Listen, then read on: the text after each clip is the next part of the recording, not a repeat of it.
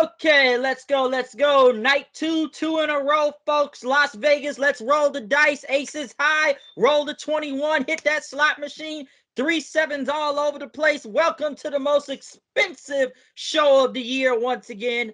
Night 2 of WrestleMania 41. And let's hope this was better than night 1, which looks like it becomes a common phrase that night 1 is and all that. But night 2 usually comes out usually pretty good.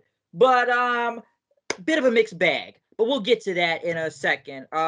Obviously, they kicked off the show. They had Stephanie McMahon in the ring, basically welcoming everybody to WrestleMania and whatever type of podcast she's promoting right now. It looks like they're giving Stephanie McMahon a lot of shows, if you've been looking that up. But other than welcoming everybody to WrestleMania 42, let's get right into it with the women's world title on the line. Obviously, they had Michael Cole, Pat McAfee, and Wade Barrett on commentary. But yes, the first match of the night: Io Sky versus Bianca Belair versus Rhea Ripley in a triple threat match. Now, the champion did come out first, which at first, like us, usually not a good sign. The champion comes out first, but given the champion came out first yesterday, I kind of figured what was going to happen just watching that. I will say Io just kind of had really a basic entrance. Bianca came out with basically like a lot of double Dutchers and her stepdaughter. During entrance. Rhea, which at first I thought that was like a Hannibal Lecter mask on, or the Batman Who Laughs for some reason. Did you know what the mask was?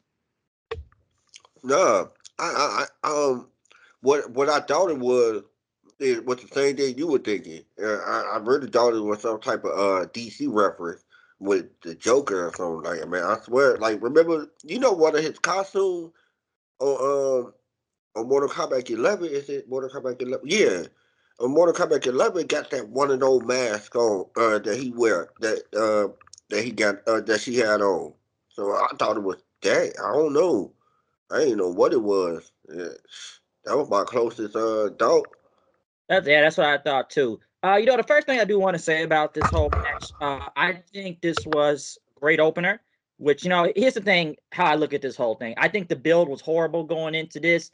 At the end of the day, I will still sit here and say that they should have did the money match between Bianca and Rhea. I still don't think there was no need to put Io in this, because I just felt like it just turned things all over the place then.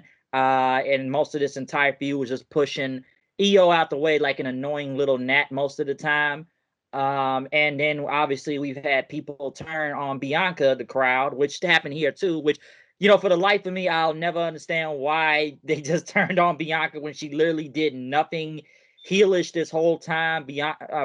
Ripley basically bogarted her way back into the title picture after losing. But I feel like all of this never would have happened if they just stuck to the plan and just did the one-on-one match. Don't get me wrong. Like I said, I think this was a great triple threat match. I just don't think this really should have never needed to happen at the same time, because it's a lot of variables in all of this. And I just kind of sat there just looking at it like, okay, Rhea's just basically doing more healer stuff to get in this match. Bianca's done nothing heel. She won the Elimination Chamber, so she earned her spot to get there. And listen, we've seen the European crowds boo Bianca. I didn't want to go into the whole racism thing at first, but after like week 3, I'm like, okay, now I'm starting to look at these people a little sideways now, because at first I just kind of didn't blow it off, but I was like, that's kind of weird. But after week 3, it's like, all right, man, what's going on here? But then once we got back stateside in Minneapolis, like the trend started to continue. And I know this is the WrestleMania crowd right here, so it's people from all around the world. So I guess we already know where this is going to lead to. But as for the match itself, two things I like to say about it. One, Io did sell almost like a rag doll half the time out here, damn near getting murdered if you've seen some of the moves. And obviously Bianca is showing her test of strength, which is just crazy insane. It was a lot of cool double team moves out there throughout this match.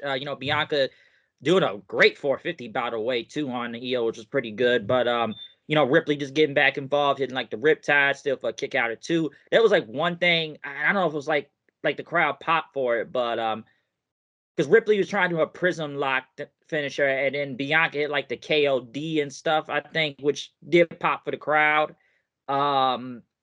and I'm trying to remember more and more because Ripley and Bianca start going back and forth at it. I think Ripley ended up like standing spatting at her at one point throughout the match, and then like they went outside the turnbuckle. Then EO doing a moonsault to the outside of the ring. I know everybody was trying to hit their finishers, but I feel like towards the end because Bianca was like going at Ripley and even used her ponytail to use her ponytail to hit Ripley with. Did the KOD, had her pin, but then EO ended up hitting a moonsault and retained the title. So here's why I feel like a lot of this, I can see where a lot of this may be going. One, I guess now you just killed Bianca's WrestleMania streak, which I feel like that could have kept going. Two, they protected Ripley because, hey, they got to protect the Golden Goose. And I'm assuming now this is going to venture more into Bianca turning into heel, which she did kind of display it a little bit more in this match because the crowd kept booing. I feel like she may just end up joining up with Naomi and fighting Jade for some reason. And obviously they're going to probably run back Rhea and EO. So I just look at this whole thing. It's like I said at the beginning of this, I feel like they should have stuck with the one-on-one. I think the build was really horrible to this. I knew this was going to be a great match. Nothing against the match at all. But I had a feeling, I will say this, I almost thought EO was probably going to pin Ripley.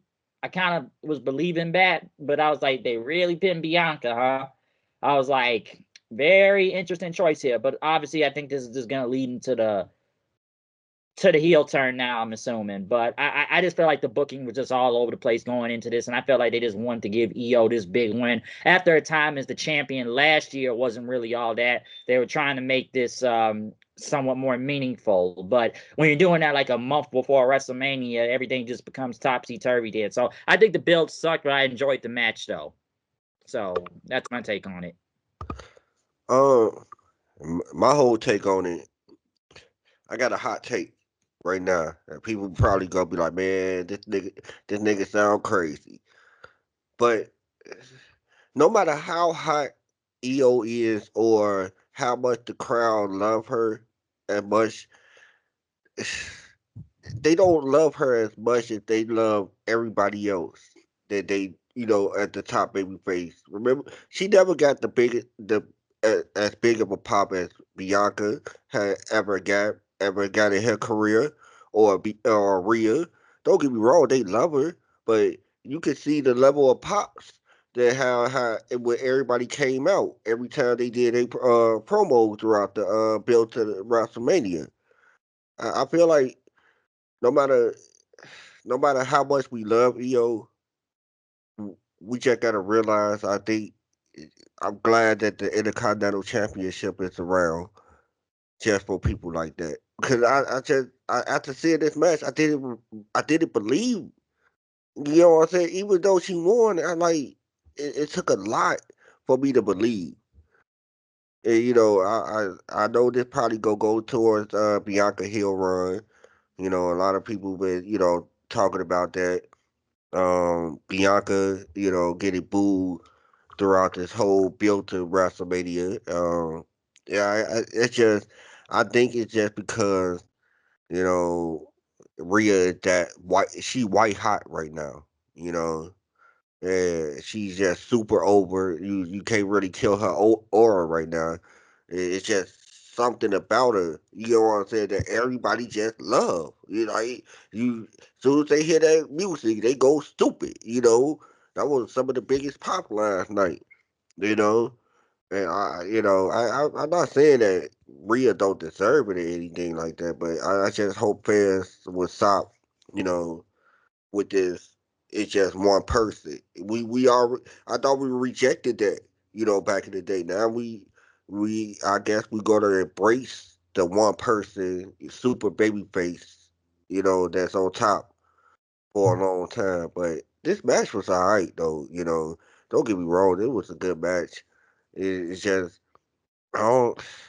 When I just thought that Bianca was going to win, like 2, 3, not 2, 3 weeks ago, when she won the Elimination Chamber, I thought she was going to win it at WrestleMania. So I already had my mind fixed on that. So, but after build, as we went along with the build to WrestleMania, I started seeing like, oh man, she might not win at WrestleMania. And, it kind of killed my buzz, a little bit. Me, Rhea winning, it wouldn't make no sense to me. and EO just being thrown in here is just wow. But yeah, it was a good match. Yeah, and I'd like to add on too. Listen, if they had waited till after Mania and get EO involved back into the title picture, okay, fine. But the fact that y'all put the title on her like on some random Raw after Elimination Chamber, and then it's like now it turns into a triple threat match. It's like it just went all over the place, and it's like, what was the point of really doing all of this? So it's because I'm like, I had no doubt in my mind that the match was going to be good, but just leading into it and just, I've already questioned the booking of Bianca in general for a good while now. And I was like, okay, Bianca's back in the title picture. We about to 5-peat this thing. I believe it would have been a 5-peat, but I think it is going to go there. But it's like, all right, now the crowd's turning on her. And it's like, I just feel like you've had Bianca pigeonholed in the tag team for so long for a minute. It's like, okay, now she's back in the main title picture now. Now she's going back for the big one. I'm like, it's WrestleMania. Okay, she's back as a singles competitor. But I just feel like they really missed on an opportunity to do the money match right here between Bianca and Rhea. And I know some are going to point it out now. It's like, was adding EO into this just to protect Rhea from even getting pinned? Because, like, yeah, Rhea was not pinned here. Because I'm a little bit more surprised Bianca was actually pinned. I was actually a little bit surprised by that. So I just look at the whole thing like I said, people like EO, but I don't think she should have been involved in this. I don't really believe she should never been involved in this. And I'll give one thing about this show too, adding on, at least the crowd was alive throughout most of the night. I don't know what happened on Saturday, but the crowd seemed to have a shift in energy and stuff because they were hot for this match. They were, but yeah, like I said, this is now gonna lead into the Bianca heel turn more. So, like, we'll see where that goes. But I just sit there like, did we really need to do this? And I'm like, wow, they really still kept the belt on EO. But then I should have known. I'm like, if one champ came out first the night before, and another champ comes out the night, first again the next night. I'm like, I think I knew where this was gonna go. I have read this one post that I did agree with when I was on Facebook this morning, and it wasn't like he was trying to downplay Rhea, but I think he was trying to just point out the fact that these fans out here, um, kind of jumped on the bandwagon, and then it's like they only know Rhea. You know what I'm saying? I'm not trying to say you can't love who you love or like who you like, but for Bianca to turn heel because everybody loved Rhea, there was no justification for why Bianca turned heel. It's going to be now. She probably attacked Jade or something, and then and that probably happened, on SmackDown. But I talk about throughout the build to the match. You get what I'm saying, bro? Yeah. The build to the match. It was no justification or on why Bianca was going to have to turn heel. Everything she said throughout the whole build made sense. I won the elimination chamber. Well, that makes sense because that's what the match was for, right? For the match at WrestleMania.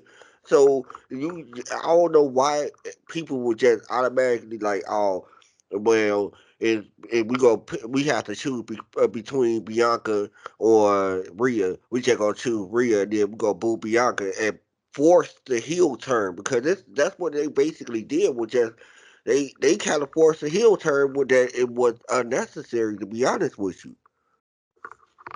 Yeah, I agree because when we didn't understand, I'm like, why is Bianca getting booed for? Why? And it didn't make sense. And it's like, why they just turn on her all of a sudden? It's like it just kept going and going and like I said, I didn't want to. Like I said, I didn't want to go into the first thing. European country racism and stuff. I didn't want to go into that.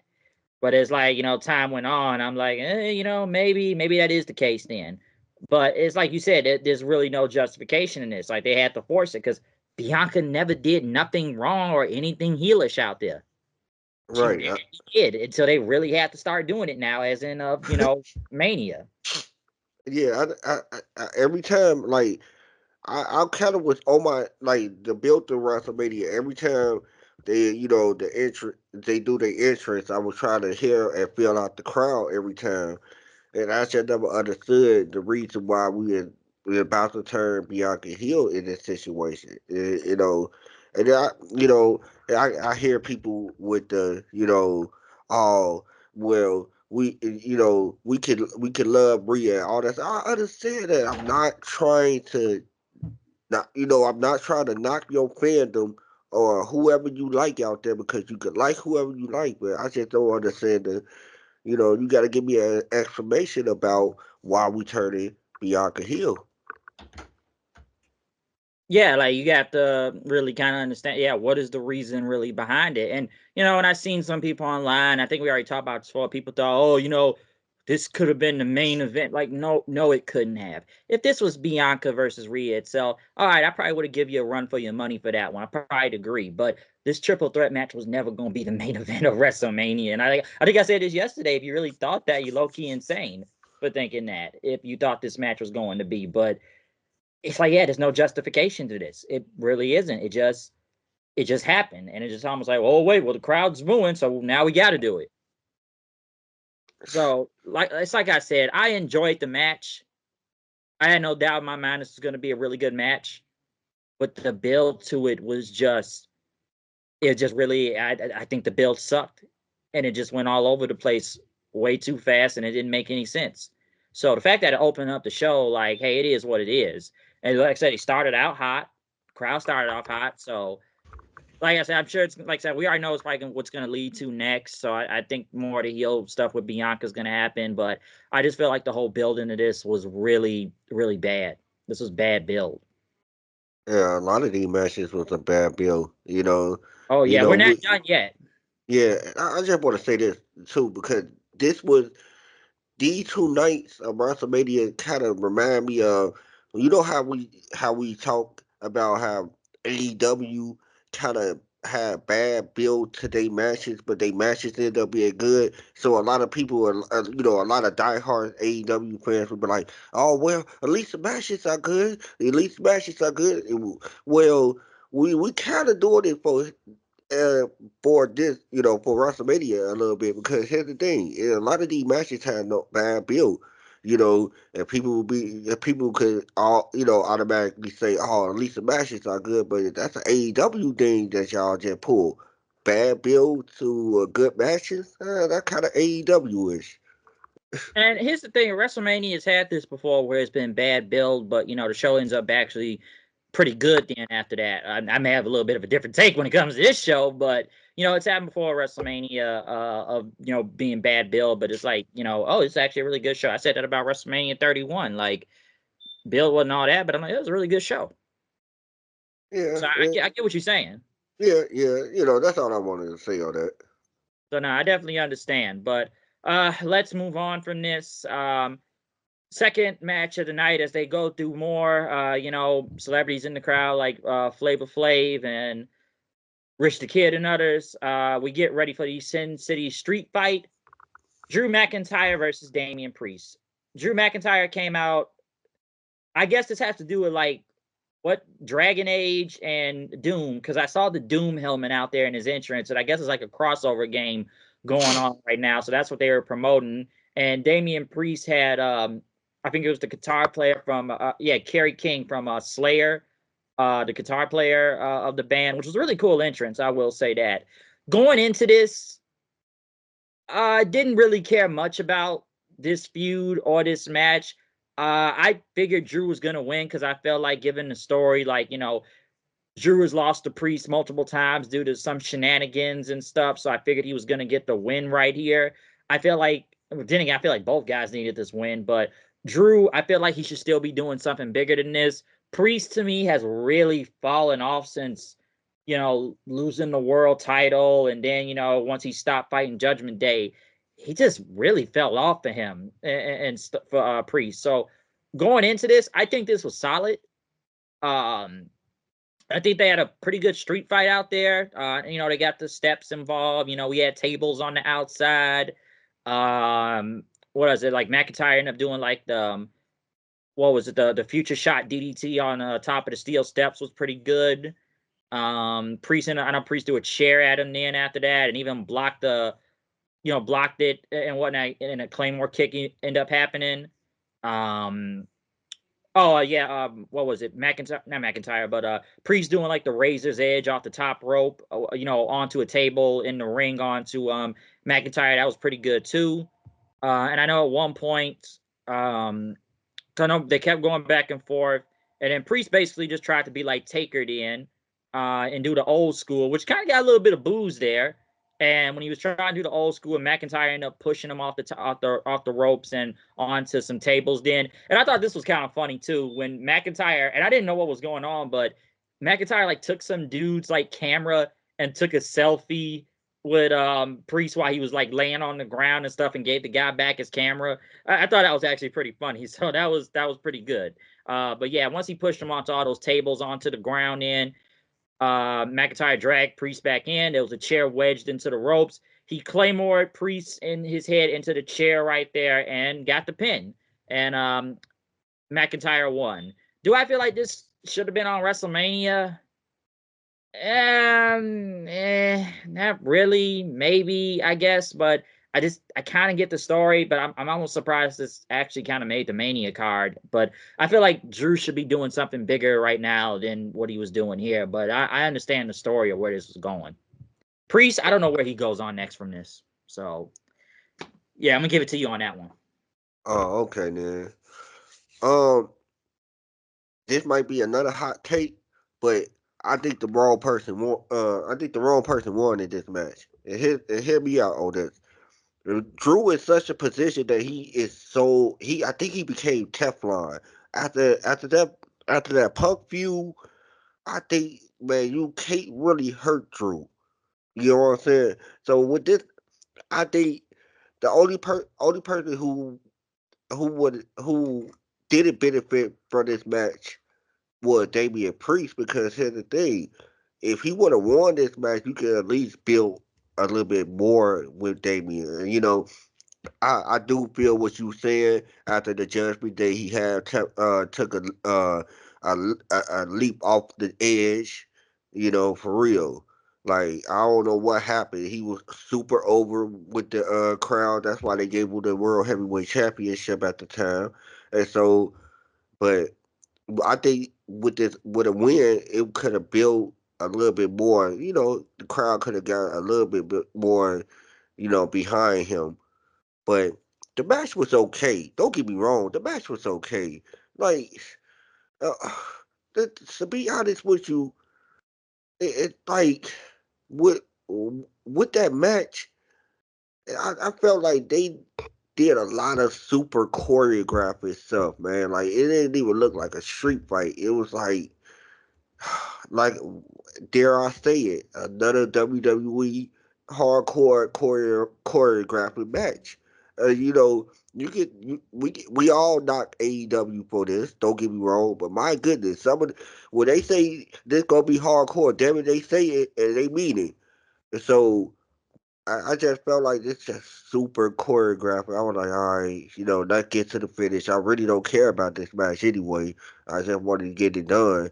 Then, the coolest thing of this whole match was Damian Priest's entrance, you know. But other than that, like, I didn't care too much about this match. Yeah. Me going into it, like I didn't think it was bad, but I just was kind of like, I didn't care much of going into this. I just didn't. I just was actually surprised it made the Mania card, really.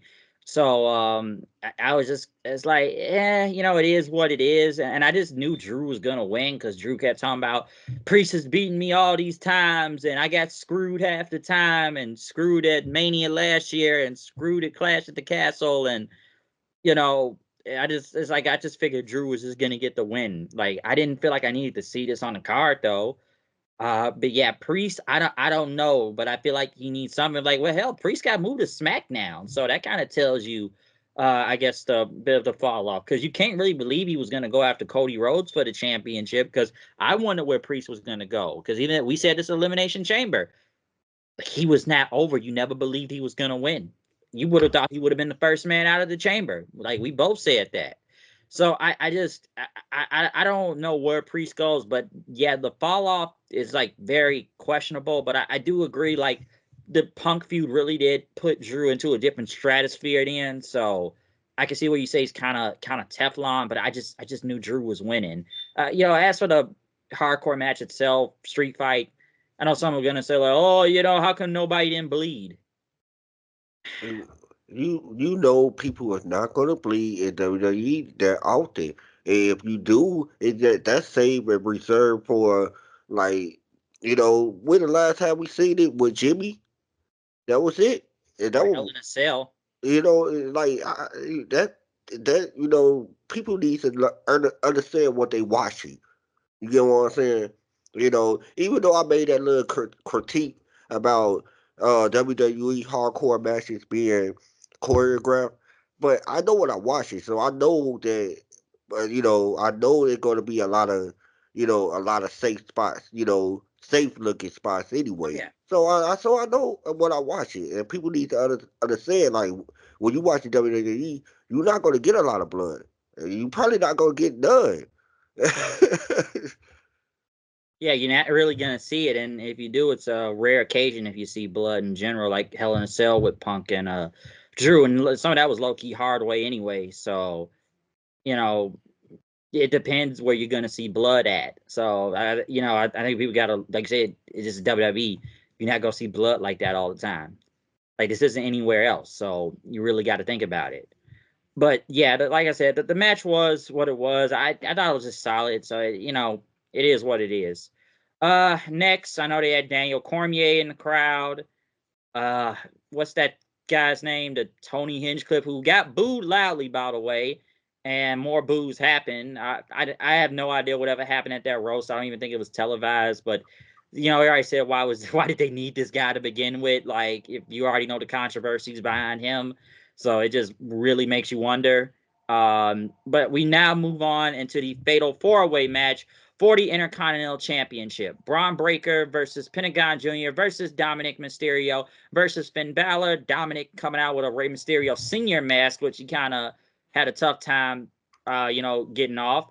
Finn Balor coming out with a yellow hood and yellow gloves. He must have thought this was Breaking Bad or something. Pentagon, I like this jacket. Braun Breaker, obviously having a mixture of the Steiners, gear out there. This match was pretty wild. I enjoyed this, and I already kind of figured who was gonna win anyways. Because obviously Breaker's obviously gonna try to go for those spears and everything. And I think here's the thing with this match of going into it was this. I felt like, what did Finn Balor Dominic really do to even get an Intercontinental title shot? Because one, Finn barely wins. Dominic barely any wins to even get a title shot.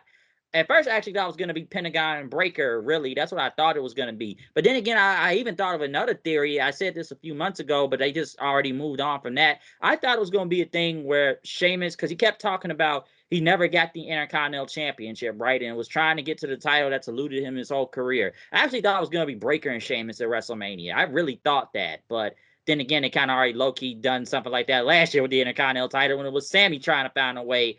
Then again, Sammy was already like 2-3 time Intercontinental champion. But I guess, I need to get on the card somehow. That's what I thought what was going to happen. But obviously, this went into a different direction now. But Breaker doing like a big suplex on both of I think it was like both Balor and Pentagon at the same time, which was pretty good. Carlito obviously ended up showing up by ringside. Dominic doing like the three amigos on Pentagon there, but Pentagon ended up blocking out of the third one then just to get a big suplex. They end up kind of damn near going to the outside because Dominic ended up, him and Finn were working together until Dominic finally decided to turn on Finn and then try to do a 619 on him then. Finn blocked it. The fans cheered. Well, here's the one thing we got to point out that the crowd was really with Dominic. You could hear them chanting, "Dirty, dirty Dom. Dirty, dirty Dom," which I guess for so long, it's like when you heal for so long, it gets to the point where the crowd just loves you, and it happens with a lot of people. But the crowd was definitely behind Dominic in this. Um, I know Breaker and Dominic ended up going at it then. Obviously, Carlito got involved because, Breaker was going to go for the spear after he ran the ropes, but Carlito knocked him out of it. Pentagon tried to pin Dominic, but Carlito ended up pulling him out then, and then he was going to put him through the Spanish announce table as he was on top of the table. But next, Breaker was on the English announce table, and he ended up doing a spear onto Carlito on the Spanish announce table, which obviously broke in half. And Breaker, he got back in the ring. He was about to spear Pentagon and everything, but like Dominic ended up drop kicking Breaker, taking him out. He hits him with a 619. Fans cheered then. Balor ended up stopping him. He does a sling blade and stuff. And he leaves Dominic like on the top rope and everything, leaving him there. And like I said, Balor does drop kick, do the coup de grace, and then he gets the pin, but Dominic hit a frog splash and he pinned Balor and is now the new Intercontinental Champion. So a lot of things to point from this. Me personally, I figured Dominic was going to win because they are still furthering the Judgment Day storyline, which whatever's left of Judgment Day at this point. But obviously, they are even showing the tension between Finn and Dominic, and Dominic was able to steal one and off of Finn's expense. Breaker, I assume he will be going for the World Championship title picture now after this, since he was never pinned to lose the Intercontinental title, but I do believe he will be moving on to something bigger then. But yeah, Dominic, big win for him. And like I said, crowd loved him. Crowd definitely loved him. So give that take to you now. Yeah, I like that match. One of my favorite matches of the night. You know, balls to the walls, man. Uh, Braun Breaker Spear, Carlito through the announce table. You know, one time my cousin said, he was like, "Oh man, those are expensive looking tables right there." I'm like, "Yeah, those are new tables." Then Pat McAfee said something about how expensive those tables were. I'm like, "Yeah, they over here spirit guy through these expensive tables. They got the money, I guess. But but yeah, it was a good match though. Yeah, I think we talked about Dominic being the Intercontinental Champion. You know, let's see how this run gonna go. Um, Just like Braun, Eddie. what you say? Just like Eddie. Yeah. um, yeah, so I think Braun. The crazy part, I got another, hot take.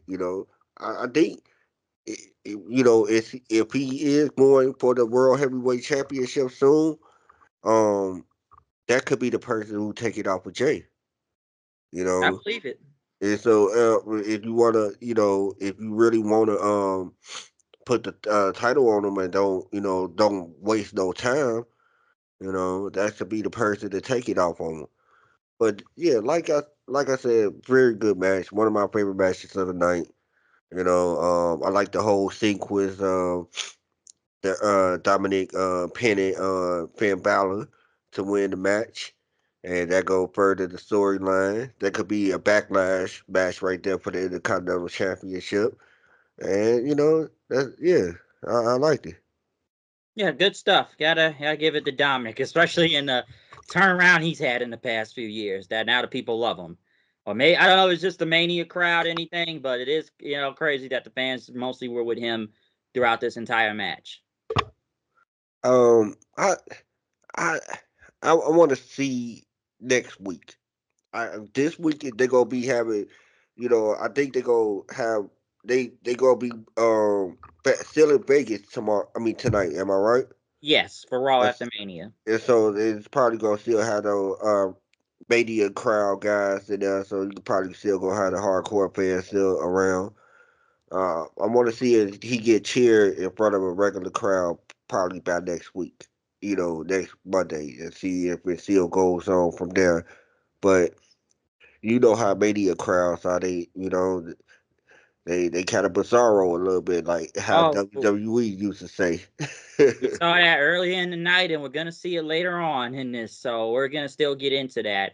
I will say this too. Just one more thing. I'm just ready for Finn just to get away from these Judgment Day. I feel like Finn's surrounded by geeks half the time now. At this point, I just want Finn to go back on a solo push now because I will say this. I feel like Judgment Day's been low key dead since Rhea and Preist fell out of it, and I just feel like it's been Finn being around a bunch of geeks. Like I really believe that. Like I said, like don't get me wrong, like Dom, like he's his own thing and stuff, but I feel like everybody else from like Carlito and others is like kind of whatever. So I'm just waiting on the singles push with him at this point. Yeah, I think so. I think that's what everybody is kind of waiting on. You know, and I mean it's about to start soon. You know, Oh yeah, Dominic won the title off of pinning Finn Balor. The fan ain't gonna like that, so you know they gonna end up having a match soon. Yeah, so I yeah. feel So like it's gonna yeah, lead to that. yeah, of course. So it's done with this Judgment Day stuff. So Yeah, I'm it's just ready. already Yeah, I'm ready for it to end. I'm just saying. I'm sorry, Judgment Day's been dead for so long. Like, come on, dude. When they took Alter Bridge away and they just gave him some generic bad trap Def Rebel music, like, dude, this group was already dead a long time ago. But moving on, no, I know they show like what was it? Kobe Covington in the crowd, and Metro Boomin wants some more nigga in the crowd. Next was Randy Orton's open challenge for WrestleMania, and man, I got real mixed opinions on this. Now, at first, he was supposed to face Kevin Owens. Unfortunately, Kevin Owens got hurt, and Orton issued, just an open challenge. Obviously, the crowd sang Orton's theme song. It was his 20th WrestleMania. One thing I like to note was that if you look at his gear, it had the same colors when he first debuted on SmackDown many years ago. But who was his challenge going to be? And who could it be? And I'm sure a lot of us kind of thought, me personally, I thought it was going to be Rusev. I know some people thought Nick Aldis, but it was actually the TNA World Champion, Joe Hendry, which obviously everybody knew and sang his song and stuff.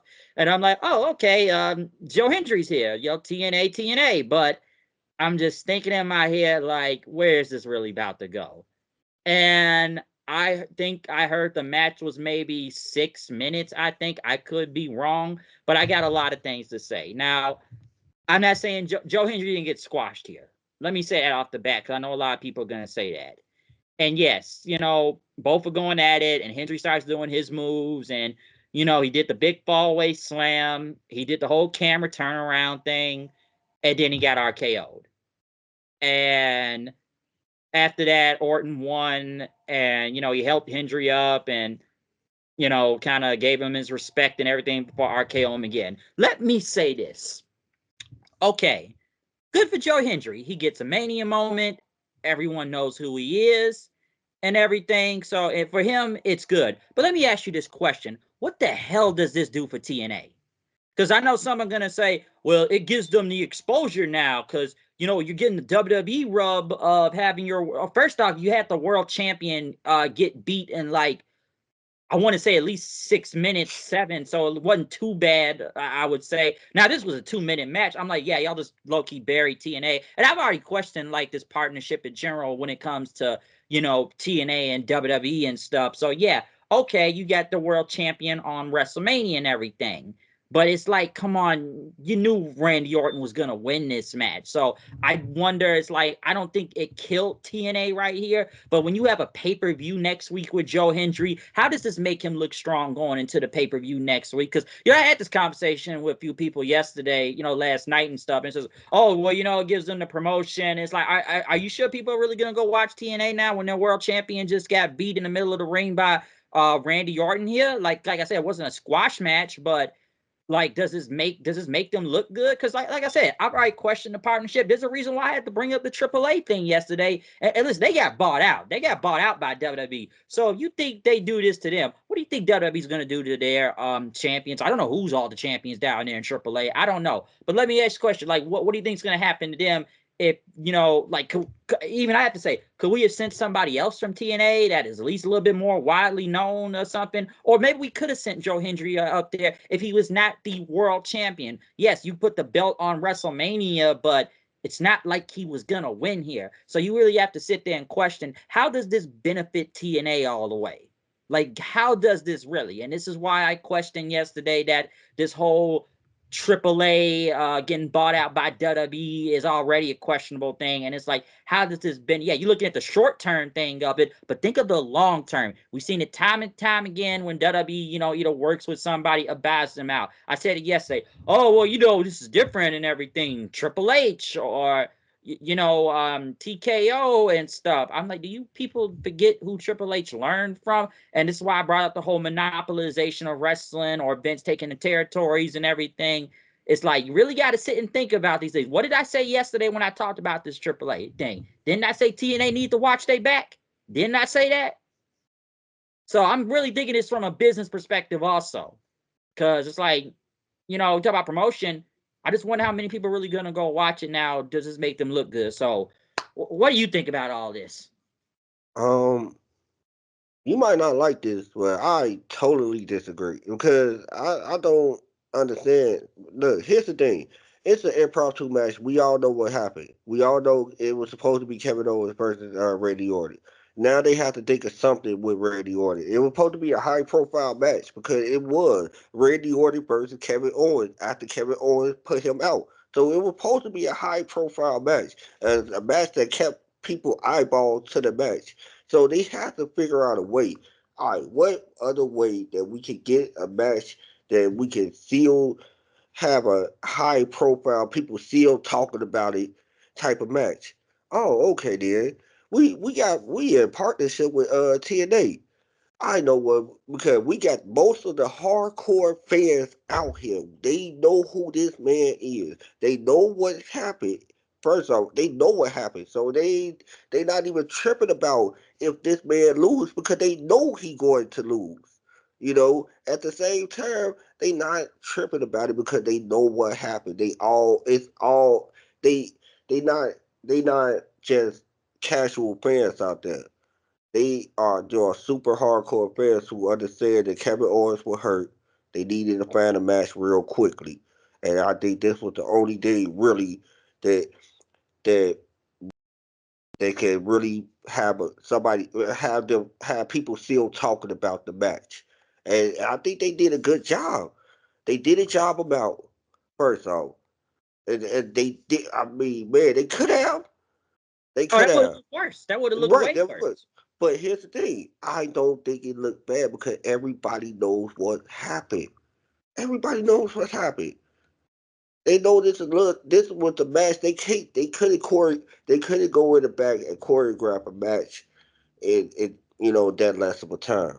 I'm sorry. They couldn't bust out a 15-minute classic in that less of a time, and that's less of a time frame. And I don't think it hurt nobody. To be honest with you. I think right now it hurted Joe because people are talking about why did he have to be, but who else could it be from TNA? Yeah, I mean, I'm sorry. Joe is the hottest thing still smoking. It's from TNA right now as we speak. So I don't know who else it could have been. Moose? No. Like, I'm sorry. Who else it could have been?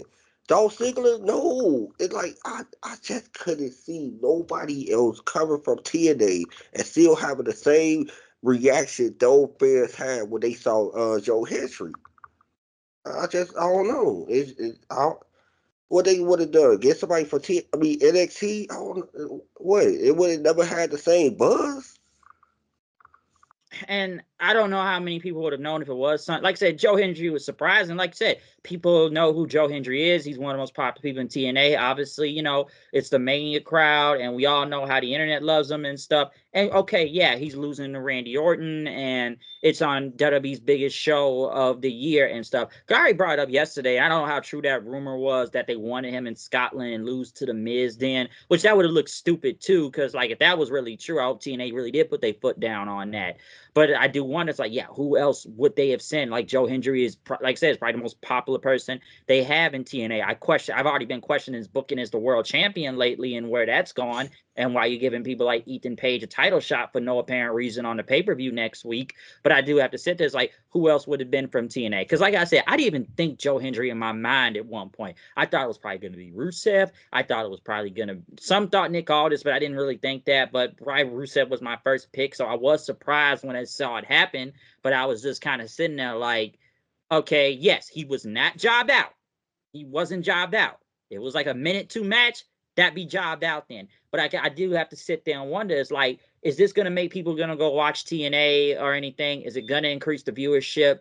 Is it going to get more people to buy the pay-per-view next week or, go to the show? And I know TNA's been doing bigger numbers nowadays and getting bigger, crowd sizes and stuff to what we've seen and everything. Now, I know it's been management changes, which you can question that and that, but I did really have to sit there and think about it, like, where it's like I'm just looking at the beneficiary of all of this and whatnot. Okay, that's what I wanted, because like I brought up earlier, when it comes to people working with WWE and stuff, is this really gonna work out in the long run? Because like I said, I told you before yesterday, I'm already not a fan of the AAA stuff. People already thought they could convince me on that, but it's like, no, I've seen it time and time again. History has repeated itself.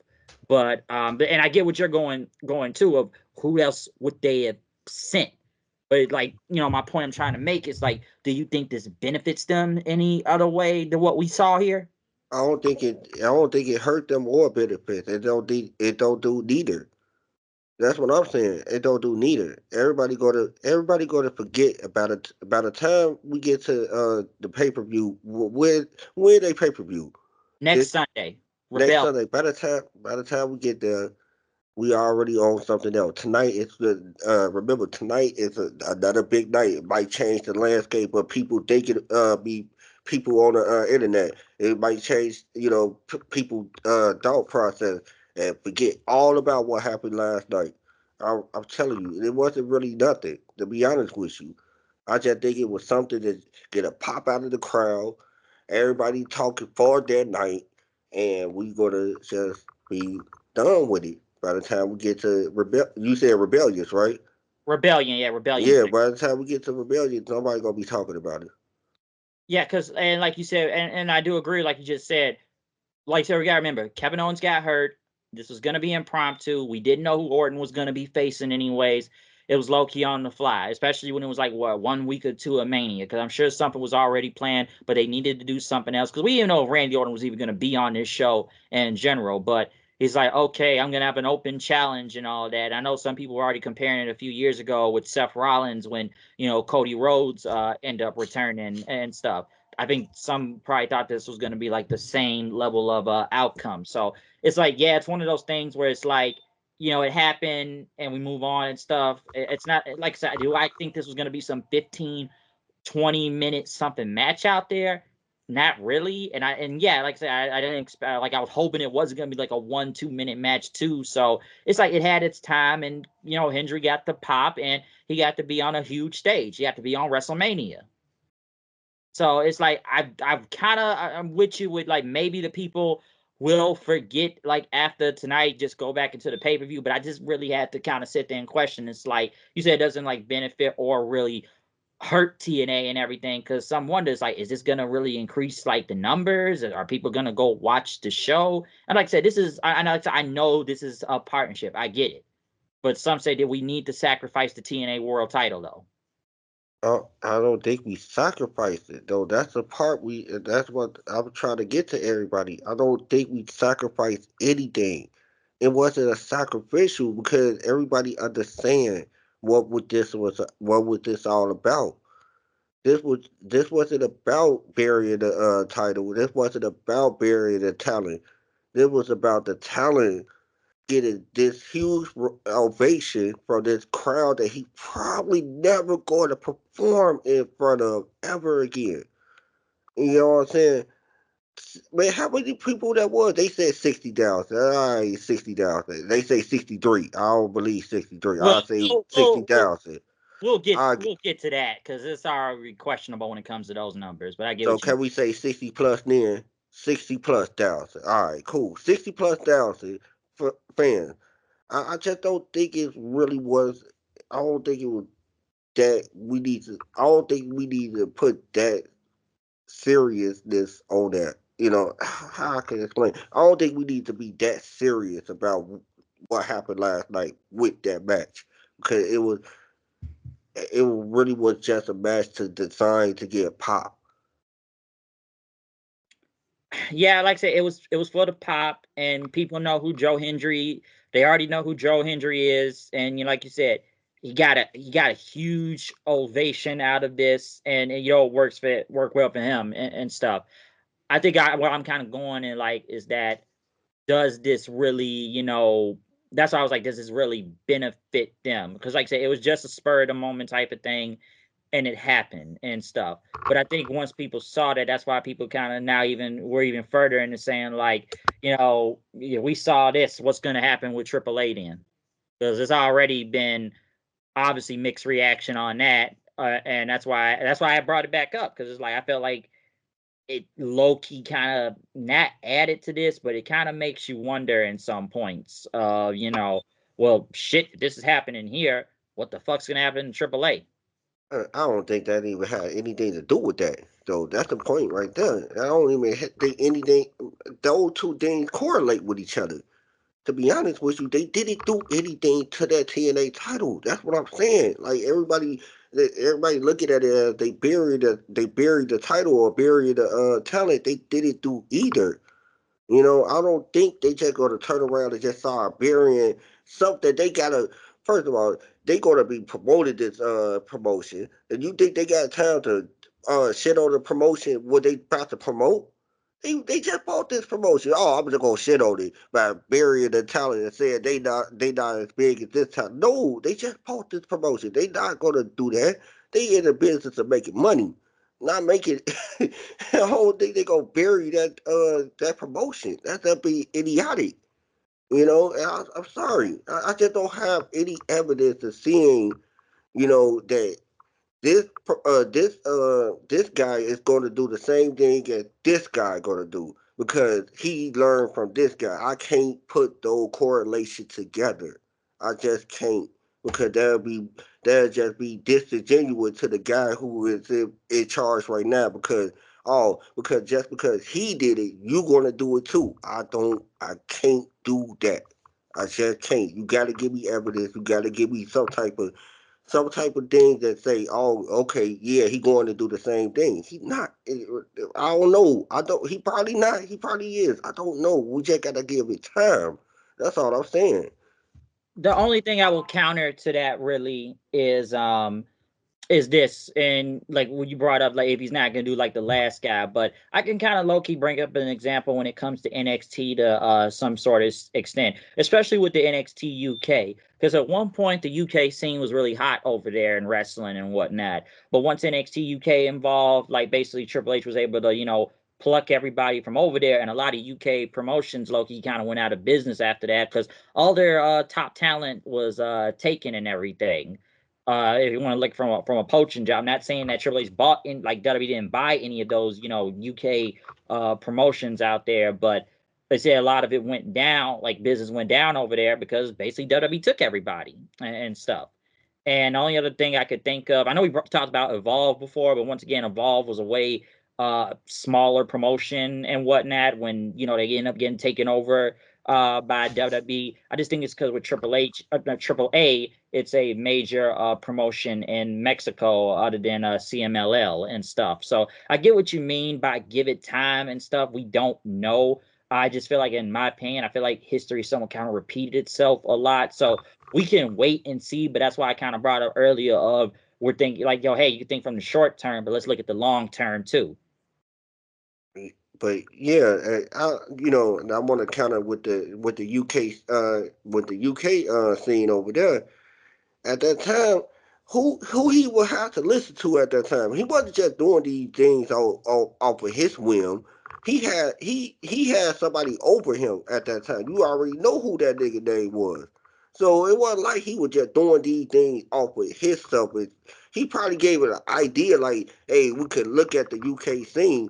But guess who was the same person who bought out everybody in the 80s? And he was thinking, oh, ain't no point in just looking over there. We might as well just go over there and take over. You don't think he would think of that? You don't think Vince would think of that once probably Triple H gave him that idea we should look at the UK scene.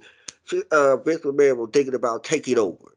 That's all I'm saying though. I'm just saying he had a boss who was telling him and giving him orders to what to do at that time because he wasn't just doing it off of his whim. That's all I'm saying. The one other thing I could counter with that too, because yes, obviously Vince was still in charge at the time. But here's the thing too: how much power did Vince give Triple H when it comes to running NXT? Because it ain't like Triple H had a huge influx on NXT when it came to running it and stuff. Because they obviously gave him some power. At the end of the day, Vince is the overseer and stuff, and it's gonna make obviously the final decision unless he gave Triple H that amount of power. Because remember, at one point, you look at the NXT UK, weren't they trying to get Japan also? Remember, there were rumors of going to be an NXT Japan, but obviously it didn't happen because I guess the Japanese promotions wasn't really going to let WWE just kind of come in there and, put they flag in the ground over there when there was already promotions over there and they weren't about to lose people like that. Yeah, but I mean, at the same time, I'm looking at it as one this person who got a long history of taking over territory told another person, hey, let's go over here and we're going to do the exact same thing. I think he wanted to do the exact same thing. Even though you said, I understand that Triple H did have a lot of power, it's only one overseer. We always heard that. No matter how much power anybody had in that place, it was always one person who had to say so of everything. So I'm just saying, it was I basically pointing the finger at him. You know, I'm not saying, I'm trying to sugarcoat it. Nah, it was him. I just think it was all him because he was the overseer and he had all the power. And yeah, I could see that. And like you said, at the end of the day, it's going to be a final decision, one person. But I do feel when extended, well, like, obviously now the roles have changed and everything. But I do believe that, I don't know, maybe Triple H kept putting the ideas in Vince's head to, like, hey, we could take over this, take over that, which it looks like they're trying to right now. Obviously, just when it comes to WWE, I know it's different management nowadays, and, it's the TKO overlords and, Triple H and stuff, and we already kind of see it a little bit right now with the like, so we've already seen one promotion get take over now, well, maybe two, but we've already, like I said, they just took over AAA. You just bought them out. So I'm not trying to say they're gonna copy everything in the past, but like, in my opinion, I just feel like history is just probably gonna repeat itself, because it's like, well, yeah, it's a different person, but if it happened in the past, like, we gotta remember, who did Triple H learn a lot of stuff from? Vince. I mean, at the same time, he not even doing half of the stuff that he doing though. No, Except yeah. TKO doing about that. He didn't do it. You think he had anything? He probably had a say so, but TKO about that. Oh yeah, because like I said, TKO, they're like the new whoever is like the lead of TKO. Well, then again, I think it's, well, no, well, Rock maybe WWE. Well, I don't know. Basically, the big wigs, because we've already seen multiple changes when it comes to TKO. But the fact that they just bought out AAA is just like they really bought them out, which I even said yesterday. AAA had to be down that bad to let WWE get them, bought out like that. Why we And not like I said, looking at it for that point of view though? we did. We looked for that point of view too. We did that yesterday. We kind of look at it again. So it's like, it's super different perspectives from the takeover. And like you said, you got to look at AAA also. It's like, were they down that bad? Like, really think, like, we really got, I know it's a lot of questions in this, but we got to really look at it, like, I know we're looking at it from both sides and everything. Like, we got to look at it like that to be fair. Like, you're right about that. Yeah, I look at it. I looked at it from that point of view too. Like they probably had this on. They probably was trying to find the biggest offer anyway from anybody, and it came from TKO. You know what I'm saying? So I feel that way about it. They were just trying to find a bigger offer and trying to find somebody that to buy this promotion because they just would have just sell it right off the back. It was probably was on sale for a while, and so Possibly. and Like, so yeah, that's how I'm looking at it. Like, yeah, I think it probably was on sale for a while though. possibly, because I'd probably have to, like I said, obviously, and until I found like maybe some more details about this, and maybe we'll learn on through time and stuff. But I was just like, I'm kind of surprised, because I like even said, like, weren't these people working with AEW not that long ago? Like, what happened? Like, what really happened? So and I'm sure we'll probably hear more details about this or maybe talent and everything, but it's just kind of surprising. It's like, man, like they really got took over like that. So I don't know, but I feel like we're gonna find more as time goes throughout. Like listen, I've already told my side of it. Like I said, I'm not biggest fan of this as it is anyway. So we'll just have to see what happens. But I feel like I said before, I just seen a lot of stuff in the past like this happen. So I guess we just got to give it time. But like you get what I tried to say earlier when it comes like short term, but like got long term too. So we'll see what happens. But let's move on though. Now this is where I felt the show kind of peaked after this. Well, maybe it peaked right here. AJ Styles versus Logan Paul. Oh boy. This is where the show felt mid after this. This is where the rest of the show I feel like got mid after. Okay, so Logan Paul comes out with a handheld camera or a handheld drone and had a whole bunch of like Brady Bunch style of camera shots going through coming to the ring. AJ Styles, you got pyro and everything. And by God, this match. Let me say this about the match. I think the match wasn't bad. And I know they had like the drone shot of the match going too. But I felt like the crowd did not really cared about this. They really didn't. And they were like, it's like I'm watching the match. And it's like it wasn't bad or anything. And I did like the whole double styles clash that happened. And I thought the line saw Logan Paul did was pretty good, and the buckshot lariat. Even I've seen people try to say like he does a better buckshot lariat than Hangman Page and stuff. But I felt like the match didn't even get interesting until the finish because I guess they had the Jeff guy, or I know they've mentioned him before on commentary. That's Logan Paul's entourage, Jeff, whoever it is. Some say he was part of that CoffeeZilla scam. But I guess he was gonna give Logan Paul brass knuckles and stuff. And next thing you know, Cross, the new Sean O'Hare right here, Sean O'Cross, basically telling AJ Styles to use the brass knuckles on Logan Paul, like do it for the business, like do it for us, like embrace the darkness or something. And AJ just ends up punching Cross in, and he's about to set up for the phenomenal forearm, and he jumped over Paul, and then Logan Paul punched him, and then he did his finisher on him, and that was it. And I just kind of laughed, and I said, like, fuck this. Like I really sacrificed AJ Styles to Logan Paul. Like, what the fuck? And I know commentary tried to, they're booing at Logan Paul because these people are jealous, and listen, Logan Paul tried to heal it up out there too by doing like random taunts and stuff. But I feel like the crowd wasn't even really caring. Like I know they don't like Logan Paul, but I felt like they just didn't even either care throughout half point throughout this match. And I just felt like it didn't even get interesting until it ended with the finish. And then I just sat there just looking like they really sacrificed AJ Styles to Logan Paul. But then I had to sit there at one point and think like, well, we can't have Logan Paul keep losing all the time, even on WrestleMania, but to AJ Styles had to lose to him, of all things. And I didn't even think the match was even that bad. I just feel like nobody didn't really care. And that's why I feel like the show got mid at this point. And like this is the finish. This was the finish. And we gotta have Sean O'Cross right there. It felt flat. Like a lot of this felt flat. Okay. It was like a generic match. It happened.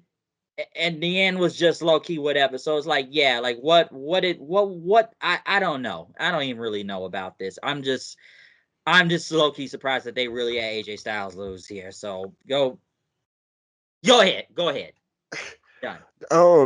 Yeah, even though I didn't like this match and I didn't like the ending of it, I knew what was gonna happen.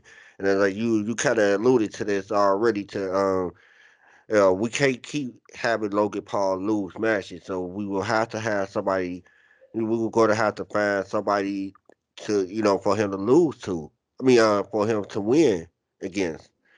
And I looked at it as all right, yeah, AJ, we don't want that to happen, but at the same time, can you replace AJ and give me somebody else that he could beat, but it still would have been somewhat of a profile match. and I don't think nobody in that WWE fit that description, and nobody did. Even AJ didn't fit that description of a person that he could beat. But of course, they had a lot of bells and whistles to it. Um, Sean O'Hare. I mean, Carry Cross. How did I get that mixed up? Um, yeah, Carry Cross came out there. Did a little distraction.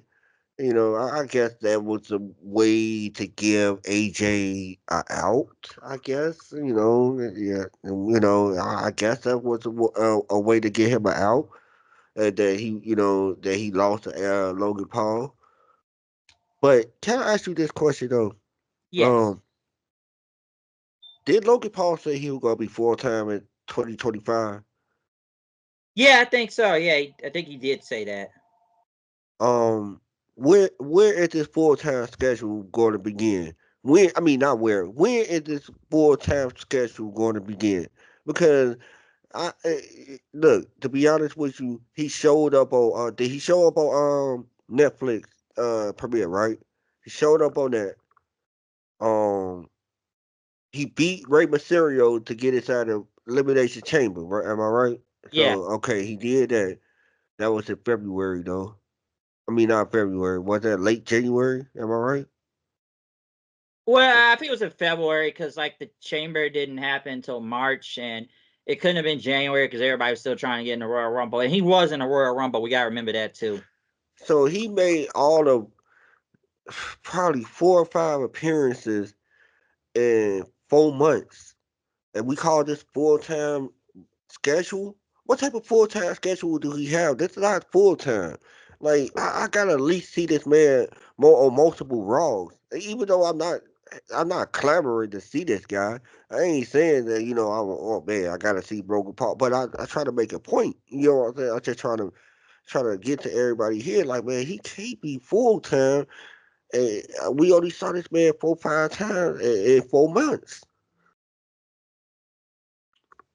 Yeah, and that's a good point because like he was barely here for this feud too with AJ in general. Like we barely saw him other than that time in the UK when he was just trying to call all the fans broke and everything because people saying what the prime drink sucks and stuff. So it's like we barely even saw him, and he was barely here for this feud. So it's like, yeah, where is this full time schedule really with him? Like when the big shows happen, or if it gets close to the next pay per view, that's when he kind of starts coming around. Then, because how much on TV is he really about to be on? You know, after WrestleMania, like you got to kind of really wonder that. And people talk about the heat with him and everything because people say, hey man, he's getting heat. Like, is it really wrestling heat, or is it just mostly heat because people don't really like him? I think he because people don't like him, and that's what it is. And I think this might be something that they need to look toward.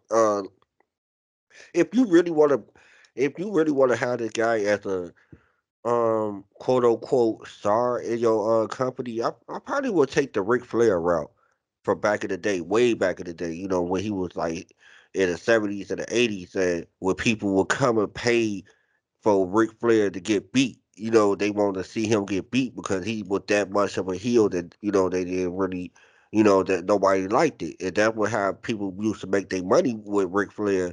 You know, they come see our babyface probably beat up Ric Flair. You know, and sometimes it happens, sometimes it don't, and I think you should try that route with Logan Paul. I think it probably will work because people don't like him. So let's see if you were paid to see this man get beat up. You know, let's see if that will work. I don't know if it probably will, but all I know is it. All I know is most of your matches to go like this. People are not gonna like it. People gonna boo the match, and he not gonna get anywhere because of that. Yeah, because it's like, yeah, how far? Yeah, could they book it like that? Because I feel like maybe not like Ric Flair all the way, but they've already kind of had him say, hey, I got money and all this stuff, and like you said, are people really gonna pay to watch him come watch him lose to whatever face you got going on? Like maybe I feel like they may have already done that to some extent because we've seen him get beat by people that people already like Cody Rhodes or LA Knight and Seth Rollins in the past and stuff. So we've already, seen stuff like that in some extent. Um, they could, because it's like I don't know where they would really go. Like he's already gonna get heat as it is anyway, so they already kind of getting like the boo reaction from him, even though, like I said, that's more of a legit, go away heat reaction to some extent. So it's like, yeah, you wonder how much is this really gonna go I with want to him. ask you a question though. Another one. Go ahead. Um, do you think he can ever get do you think he can ever turn around the crowd to him? Do you think it could ever happen? Um, mm, nah, I don't know. I don't like right now. I'm gonna say no, no. No, I don't. Like, I don't think so. I don't. because we saw this in the past, people, doing some despicable things, as long as you have a nice redemption and you're trying to redeem yourself. I just don't think I just think because he don't try to redeem himself outside, outside how can I say this? Outside the cameras, he don't try to redeem himself at all. And I think that's the reason why a lot of fans just still sour on him because they still see him as the same dude that did all the goofy stuff before. And you ain't changed and you ain't trying to change. So I'm not trying to be with you. I think that's what really the fans are the real reason why the fans don't like him because they don't see any type of trying to change.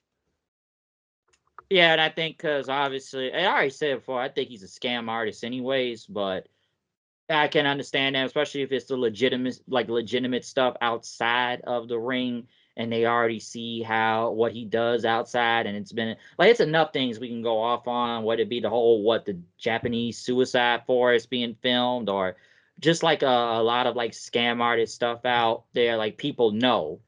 So I don't know, like if that would ever happen, like they boo him so much that they just start cheering him then and stuff. And it happens with a lot of people with wrestling, but I think given this like legitimate real life stuff that's happened outside, I'm not so sure. Like I said before, I think he like when it comes to him being a wrestler, I think he's really good in the ring. I really do believe that.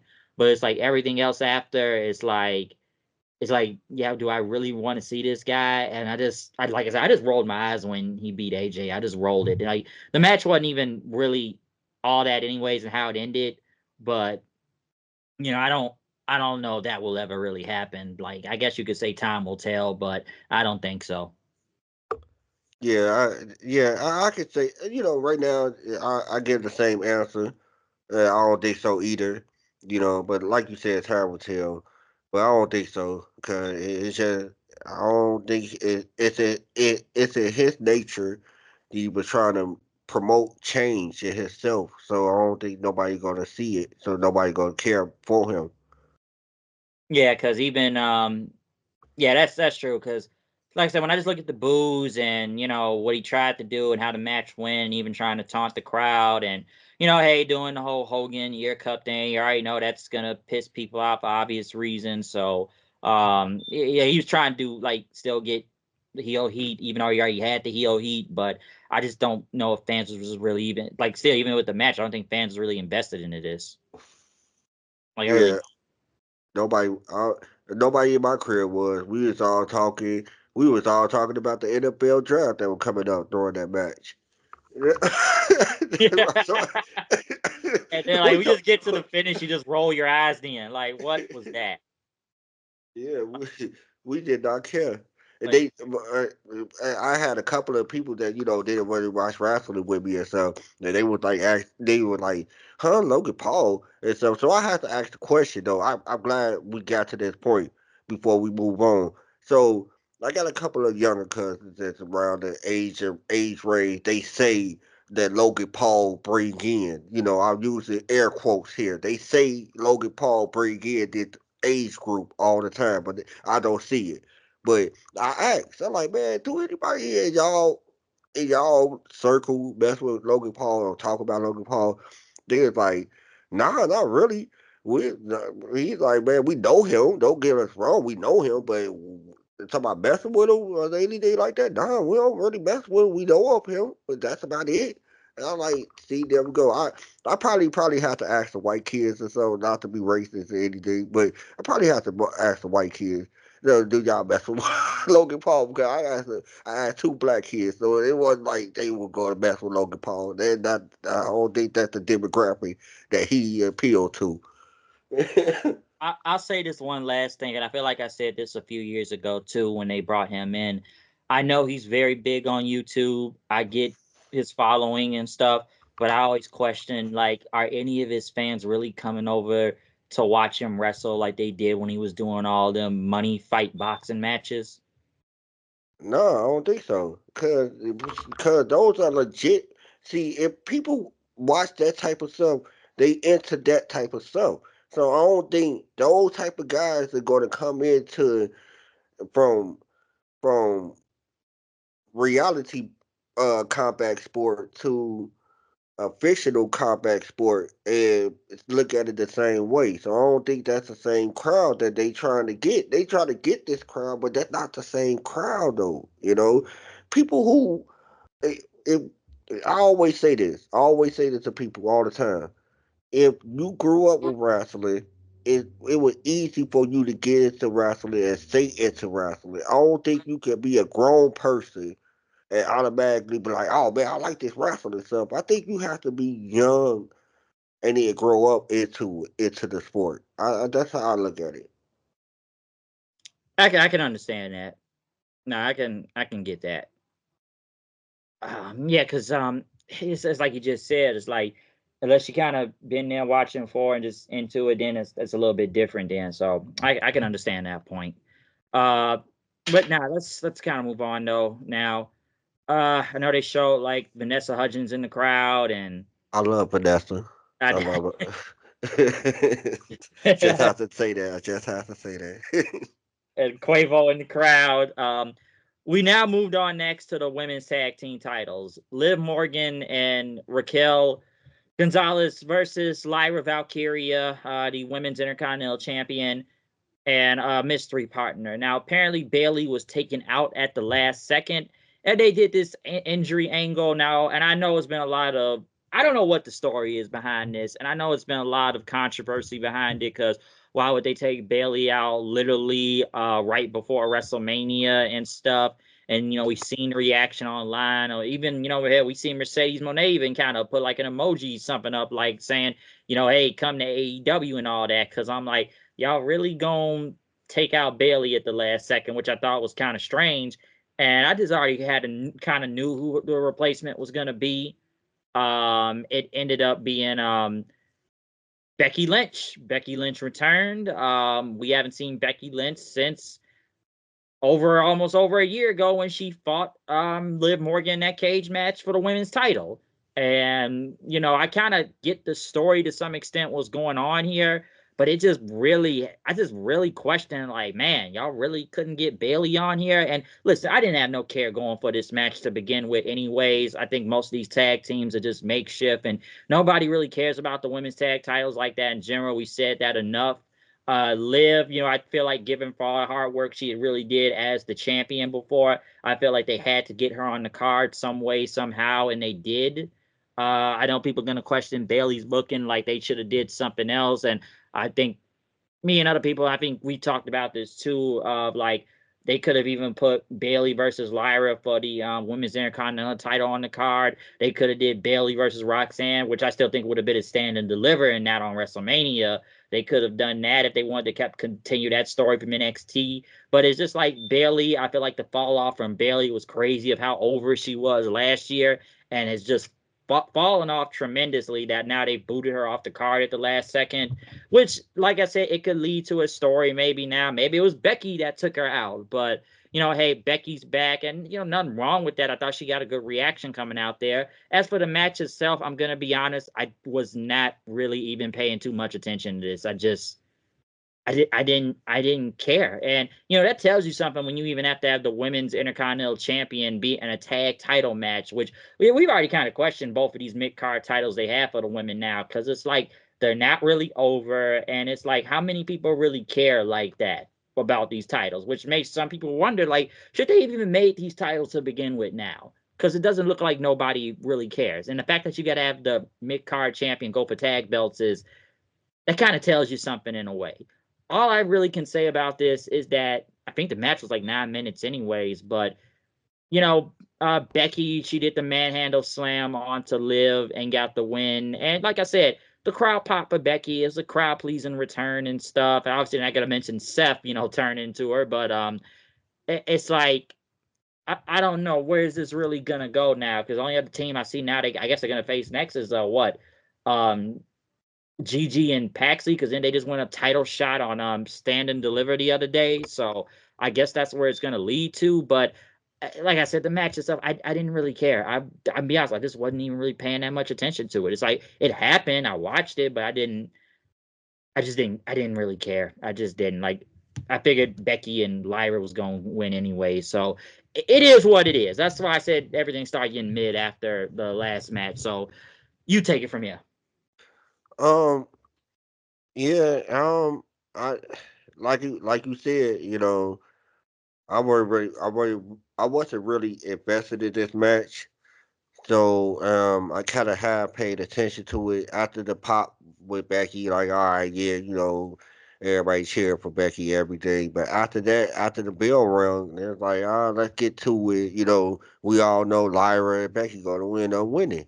So that's all that happened. It was a simple little match, to get Bailey and Lyra over. And that's about it. I didn't really see what's so special about it. It wasn't really special outside the pop for Becky. Um, yeah, they go against Gigi and Paxley on Tuesday. Yeah, they do. I mean, that's who won, right? Cena and Deliver, that Yes. pre-show match, right?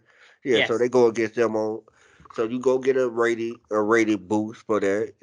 Having Becky go down, you go to get a rated boost. Um, that's all I gotta say about it. I don't know what else to say about it.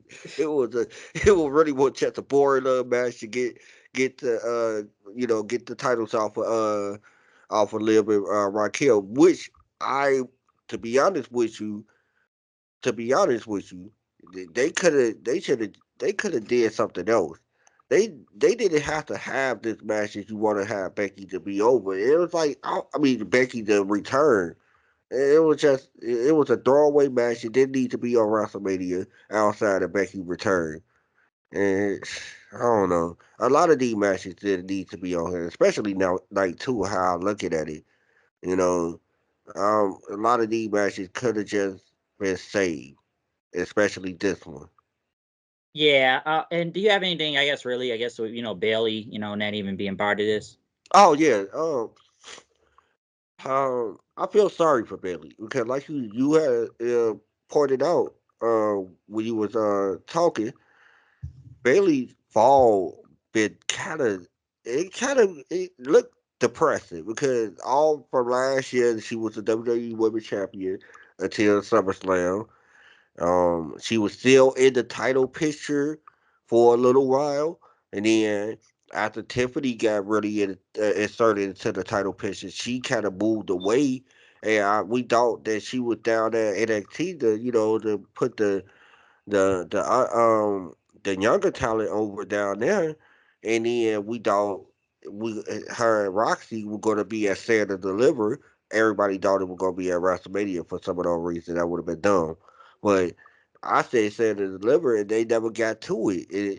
Roxy ended up being a last minute addition to a throwaway multi-person tag match, at a pre-show for the love of God. It was a pre-show.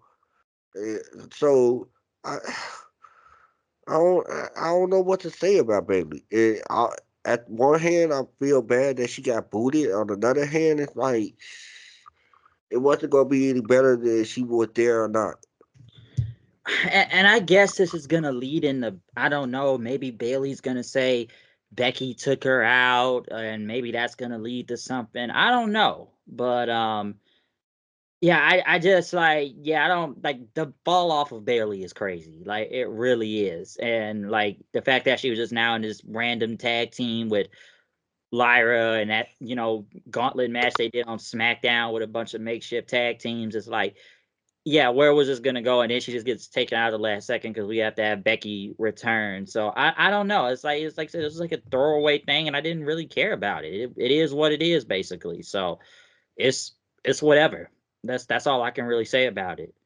But next, we had Stone Cold Steve Austin come out, which obviously really woke the crowd up. This is what really, because it's Austin. Like, come on, Austin's gonna be over no matter what. Like, so you Yep. gotta, it's like you gotta drop everything and pay attention when he comes out. So, like, you got to. Stone Cold Steve Austin came out on his ATV and was rolling around the ring. Apparently, and we'll get this a little bit soon because he hit the barricade, by the way, and I guess a fan fell down then. And he even I guess he had to check after because Nick Khan was actually checking on this person. So I don't know how hard he hit the barricade. Some people say like whoever fell, like I don't know who it was, they oversold it or something. Don't know if that's going to lead into a lawsuit or anything, but somebody fell. But Austin came out and basically, like we were talking about earlier about the crowd attendance, it's 63,000 something. So I need to take a head count and what, and about the 2-day attendance and everything. I'm not gonna count, and it was 120 something. I still don't believe this show was sold out, especially from night one. I just know it wasn't. Night two, yeah, that could be debatable, but I don't like. Come on, we already heard about WrestleMania that's selling out in general, but he just basically came out and he cut a promo and then had some Steve Weisers and did a beer bath and he just walked up the ramp then and stuff. Give me a hell yeah! So it's not much I can say from this other than Austin appeared. Uh, um. that's kind Oh. of it. Oh, my bad. I didn't know you wanted to finish. I'm done. You can go ahead now. Oh. Oh, of course it was a pop. I jumped out of my seat as soon as I heard the glass shattered. I was on my phone. As soon as I heard that glass shatter, I dropped the phone. You know, like you said, once you hear that glass shatter, you drop everything and you pay attention to the TV. So, but that whole situation was like funny to me, bro. You just don't know. Once he crashed into that thing, he crashed. I mean, my goodness. I was surprised he didn't flip over the barricade how hard he crashed into that thing. Yeah, And, hell but yeah. but somebody was going to oversell it. You know how it was. And somebody sees somebody in that situation. That's just a sad part of reality. You know, hopefully that it wasn't a real serious thing. But yeah, I asked my cousin yesterday. I'm like, how could they combine these people? I mean, these nights like it was two different sets of people who came to this two both of these nights. Yeah, it probably be some that came that was different from night one to night two. But please, I saw especially this one person who was always like he was in the front and he was right by the like how the steel stairs connected to the ring. He was in front of that part, and I recognized that dude from night one, and because he was always on camera. So I'm like, nah, you can't combine these people and make it seem like it's two different sets of 60,000 people that came to this event. That's not how you do it. That's not no. I'm like WWE be doing some outlandish stuff, trying to boost up ego. It's an ego boost. That's all it is. Oh, of course. Like we've seen WWE spruce up the numbers because, like, yeah, it's literally the same people you had in the building yesterday. So I guess I guess apparently an extra 2,000 came. So I don't know. Like I still think it's crazy that they didn't even sell out before Mania even. I thought Mania would have been sold out months ago. But then again, we already talked about it before when, like I said at the beginning of this review, it's the most expensive show of the year now because we've seen the astronomical ticket prices when it comes to WWE nowadays. Like they selling like it's the damn Super Bowl or you going to a Beyonce concert.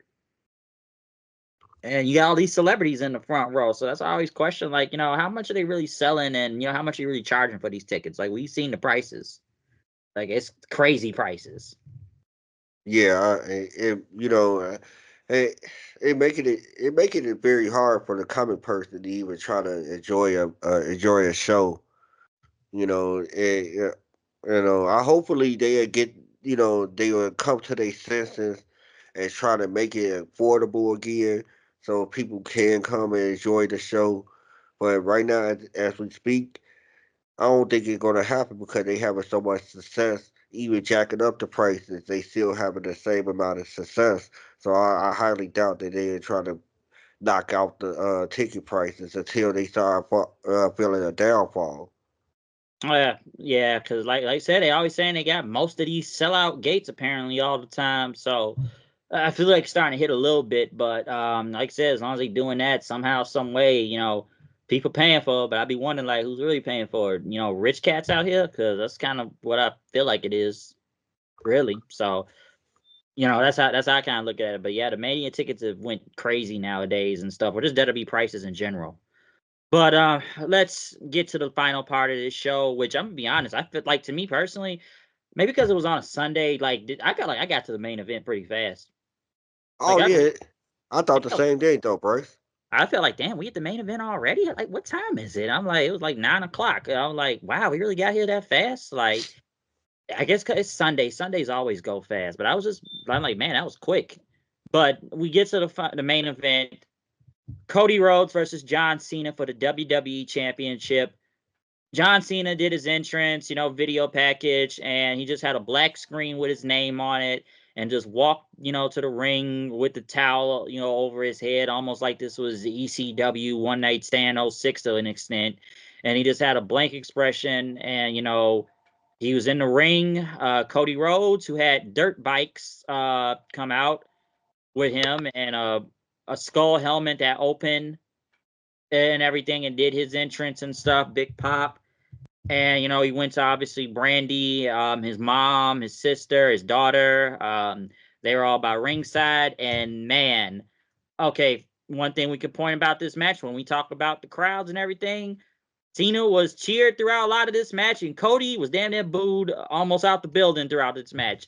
The match itself, man, oh boy, let me say this: this wasn't a bad match, and the crowd obviously knew who they wanted to win anyways. I didn't think this was bad throughout a lot. I think we all know what we were waiting on towards the end of this, but I feel like the match was what it was. It wasn't a bad match. I'm not like discrediting any of the in-ring work. I thought it was pretty good.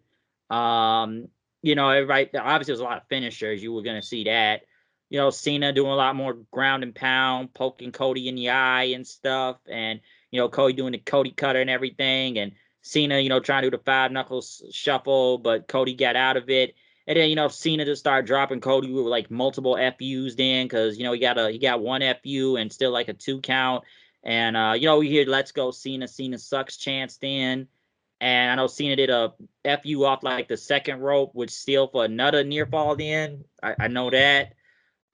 Cody in with like a power bomb then. Tried to go for the Cody cutter, but Cena once again, he got him with another FU, and then he went for the STFU then.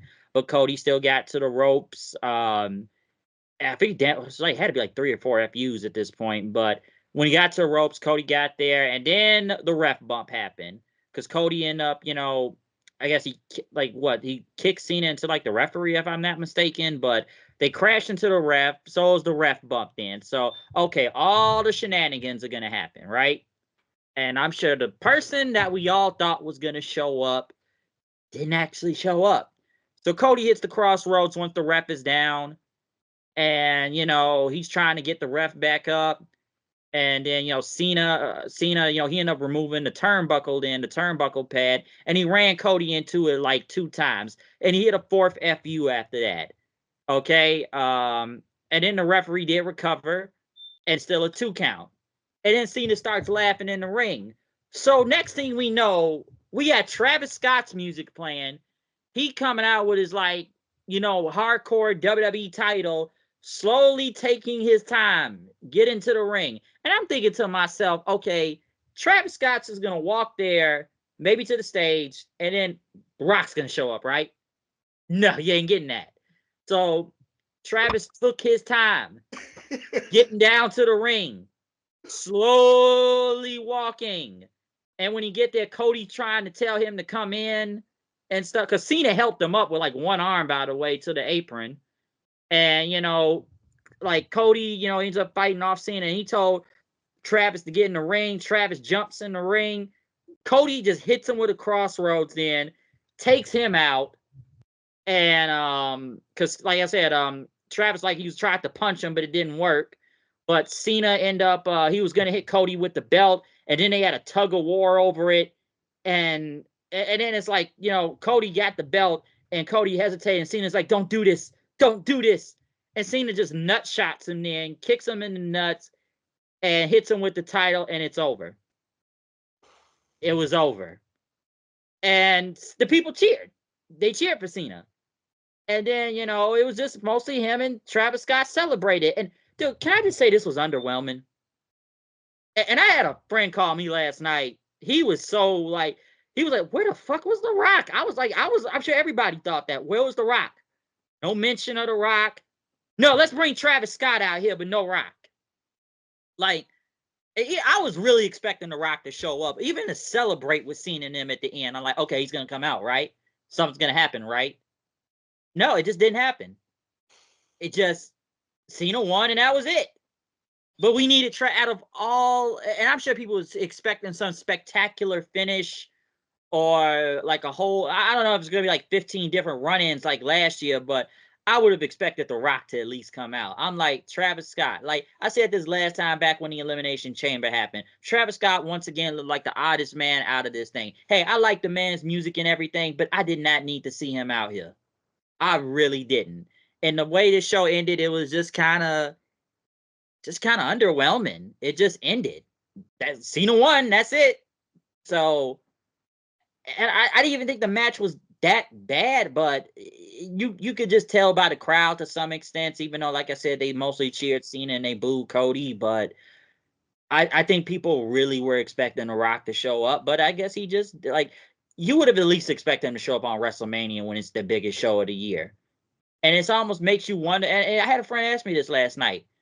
What was the point of even doing this angle if The Rock wasn't even going to get involved now? And it's a lot of problems with this feud of how it's gone ever since Cena turned heel. I think we already discussed this before. Cody was basically like, damn it, the third year in a row now. You got a feud with a guy that's not really here all the time. And you kind of low-key doing this by yourself to some extent. And then when we finally get to it, it was just underwhelming. So I don't know. Maybe I have more to say, but what do you think about this whole thing? Because it ended and that was it. It's like once the South Park credits came on, it was over. What I have to say about this match was, for what Cena wanted to do. For what Cena wanted to do, it was perfectly mapped out. See, Cena wanted to have a match that would turn the crowd back on him. After seeing what happened on Friday Night SmackDown, after seeing that the crowd was cheering him every day, he started doing all the 1980s moves. Double axe handle off the top rope, poke to the eye. You know what I'm saying? Something will get you, if you were somebody else, would get you booed if you were somebody else, but it just didn't work with Cena. Everybody was waiting for Cena to win his 17th championship. That's where I think the cheers came from, is him winning his 17th championship and seeing what this storyline might be, what might happen with his run. But I was, I looked at it the same way you looked at it. I think man, I think the crowd thought that when they heard that music, I thought I think they thought it was The Rock at first, because they popped loud until they saw Travis, and they said, and it was like a deflated balloon. They're like, what? Who? Why he coming out? Well, what's the point of him? You know, You know, he got, you know, he really, you know, he got involved. At least he didn't really, he didn't put his hands on none of the performance like he did before. And he took a crossroads and he was gone. But it was no need for that though. But at the same time, I just think like, man, I'm thinking the same thing as you and your friend were thinking. Like, what was the point of you started this program with The Rock if he wasn't going to be around at all? He wasn't around at all. He did not show up throughout this whole build. And I don't know. That's what made it, I was saving this hot take for today, but I mean for right now. But my bad. I think night one was better than night two, and all because it was a lot of underwhelming stuff on night two. I look at it like this. I think night 2 started off hot. It was really good, but it fell off by the time AJ and Logan Paul came on, and then it just got underwhelmingly mid after that. Because now I would say this night 1 wasn't all that also, but at least night 1 had a great main event. Yeah. This right here was just low key, like it was just underwhelming. Just kind of whatever. Like I didn't think the in ring was bad or anything. I know some say the it was a lot of spam and finishes, or even the commentary. I remember I think I was reading something somebody pointed out. People kept trying to talk about Cena. Somebody said I don't know if it's true, but the commentary was saying like Cena was like the underdog in all of this or some shit. Nah, what Wade was trying to get to was this man not having won a match at X amount of times that he been on TV, been back on TV, and he haven't been this is first real match, 1-on-1 match in a long time. So you would put him as the underdog position because guess what? Cody been doing this for a while now. He haven't took no time off. Whereas John Cena haven't won a match, and he don't do this very often. So that's what Wade Barrett was trying to convey. He wasn't trying to convey that he was just a super underdog, and he was trying to make it, paint a picture of a person who just came out of, let's just say a person came off an injury into a game. He would not, if he been gone for X amount of time, he's not going to be the same player right off the bat. That's what he was basically trying to convey.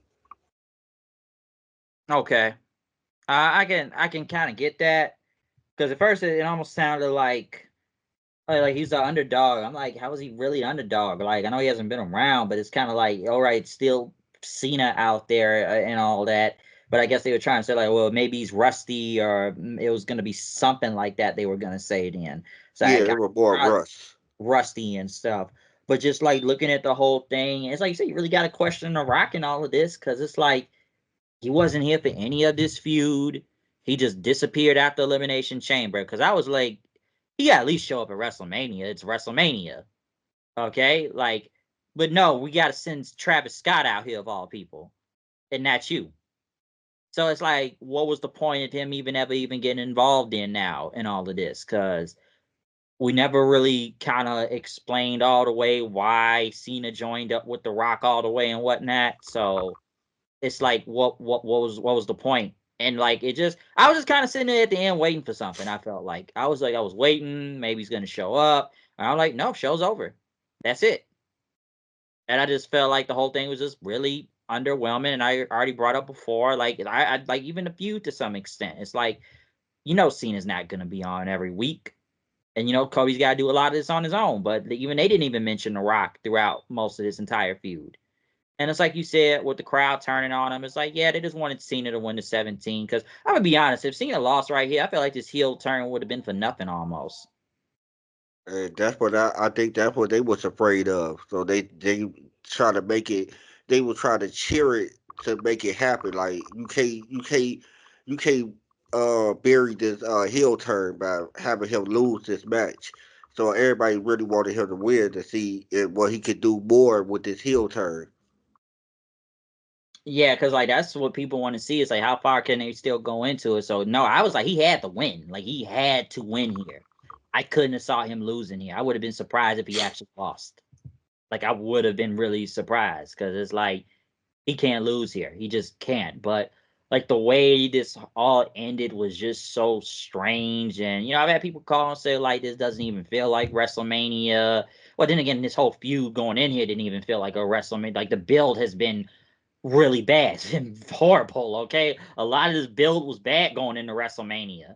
And looking at tonight, is just like, well, this was really underwhelming type of ending here. It's Yeah, like very very Cena underwhelming. wins. Cena wins. LOL. It was very underwhelming, but at the same time, I think you know, with the whole they were trying to make it. They were trying to make people hate John so much with the run in by Travis Scott. You like, oh my God, it's Travis Scott. Why he has to be here? They tried everything to make everybody boo John Cena last night. And it just didn't work. All because like we said, everybody was ready for the 17th championship, so that's what everybody wanted. And I think because it's Cena, it's just Cena himself. It's just because it's Cena. But yeah, Like, that too. you gotta add that into it too. Like, because it's Cena basically. Because yeah, obviously the title, but it's like it's Cena because it's him. So that's why I was like, when I look at the main event, I guess I still think night one had the better main event than what actually happened here. But it's like I said, I just felt like the rest of the show just felt really mid after that, and it just was low key kind of like.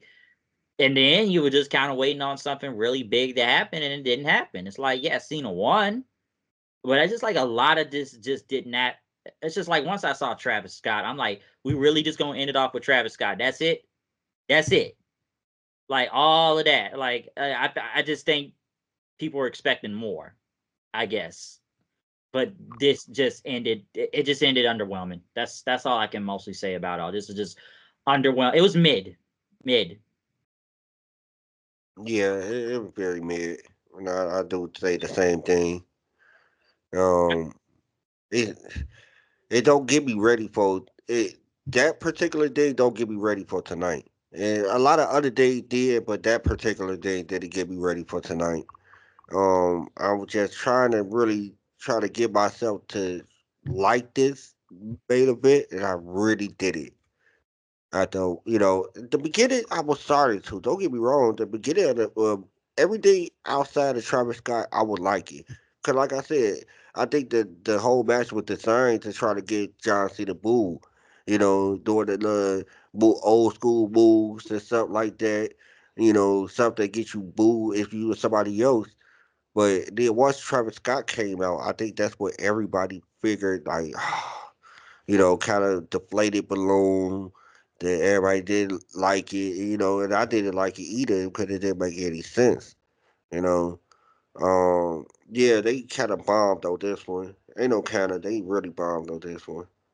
Yeah, because that's when and when I sit here and I think about it, like people talk about. I remember people saying in the past, like, "Oh, what's gonna happen when Rock and Travis Scott?" I was like, Travis Scott was not even on my mind in all of this. Like the Rock, yeah, but I always kind of thought the Travis Scott thing was just gonna be a one-time thing. But it's like, oh no, we really bring this dude back. Yeah, he has the theme music for WrestleMania and stuff, but it's like, dude, like who really cared when seeing him? And I think people just thought like last time, once he came out, they thought The Rock was gonna come out right after, and he did not come out. So, and I really want to see now. It's like, oh well, maybe The Rock will be on Raw tonight. I'm like, dude, you should have showed up at Mania. Like, Yeah, yeah, he should. I don't think by showing up tonight will do anything. If he show up tonight, people should boo the shit out of him for real. Like for real, I don't think it might. I don't think it's going to happen because how over the Rock is.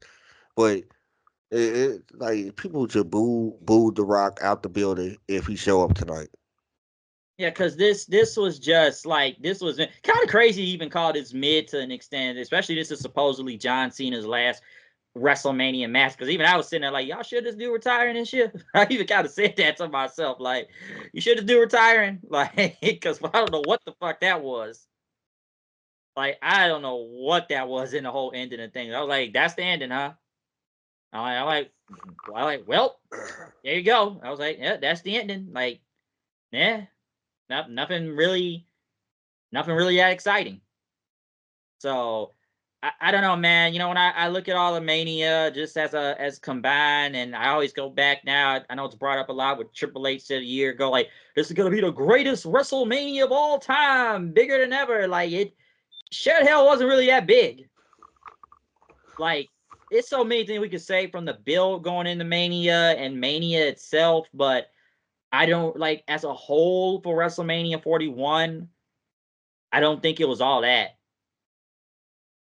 Some people really believe that he needs Vince by him again or something. Something. Because they said, like, man, even Vince would have found a way to get The Rock on this show. So, like, man, The Rock could at least send in a video package or something. I don't think we need to go as far as him needing Vince back. It ain't like, we ain't seen other WrestleManias under Vince that were very underwhelming too. So that True, true. not Do that you, do that you not do that. We can't just praise somebody on that because we know it was a lot of WrestleManias that we shit on them. but do you think he would at least get found a way to get The Rock on this show? No, because here's the thing, you gotta know the Rock schedule. Yeah, The smooth. Rock Yeah. said right. The Rock said no to him probably so many times. So it ain't like he probably wouldn't say no this time around if he had something else that he needed to do. But what should have happened was them listening to The Rock. I feel like they listened to The Rock a lot, especially around the Elimination Chamber time when he was around. And it didn't make no. Everybody knew it didn't make any sense for him to be involved, but he found this way to be involved in it and kind of screwed everything up to the point that if we didn't see him last night, we were questioning it. If we didn't, if John Cena would have just did the heel turn by himself without The Rock, we wouldn't even be questioning why The Rock is not on WrestleMania. We wouldn't even thought about it because guess what? He wasn't being involved, but he was involved in the elimination chamber. The elimination chamber, and guess what? We all questioned where he at. Like, where is he at? Wasn't part of the build and wasn't even part of this show. Like this supposed to be like the big climax right here, and he wasn't involved at all. And I know some people even gonna question too, like, should we have waited to do this heel turn at WrestleMania? You think it would have been more of a shock, like bigger reaction, bigger shock if Cena turned heel tonight than what he did the Elimination Chamber? Yeah, I do agree. I do agree, Bryce. If he would have saved it for tonight or some Soul Cold type of stuff, it would have worked a lot better than what had it worked there back then. It would have turned off the fans had everybody was turned off back then. So yeah, I think it would have worked. I think it would have worked. It should have. They should have went with this route, because after WrestleMania you could start a whole bunch of new stories and stuff. But I guess they needed something. I guess they thought this build to WrestleMania was better, and it really wasn't. But you know, I guess that's what this was the route they went with. And I like to also add, like, yeah, if they did it like, on Mania, they could have went into Raw tomorrow night with a big angle. I feel like the problem with Elimination Chamber was that you never saw any of these guys after the Elimination Chamber, like the on Raw. You didn't see Cena. You didn't see The Rock. You had to wait till Cena's schedule was good enough for him to show up. Yeah, that's true. And eh, for a lot of people who don't like Cody, that's your prerogative. You can like I said in the last show, you can like whoever you want to like. But you know, I commend Cody for some of the things he does. Certain things he does, he do off the strength of. Is at the GNT 1TW024163 1 NKL.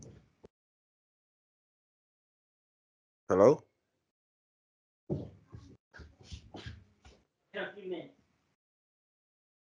But yeah, with Cody, he does a lot of things to help the company and help the story.